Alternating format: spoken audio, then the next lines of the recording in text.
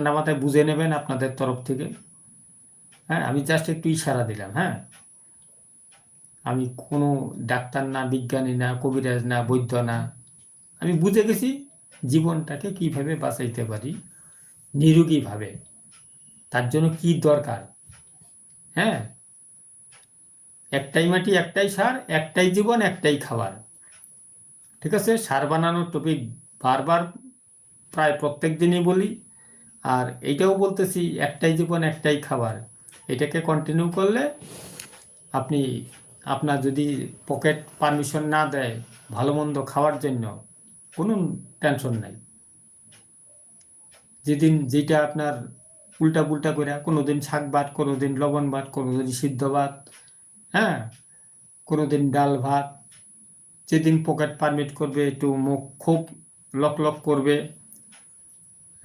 একটু মাংস খাইতে হবে, খাবেন, নো টেনশন। কিন্তু বডি ফিট অ্যান্ড ফাইন থাকবে, এই চামড়া ঝুইলা যাবে না, কুচকাবে না। দেখুন, কোনো ফেসিয়াল করা নাই, এমনও কোনো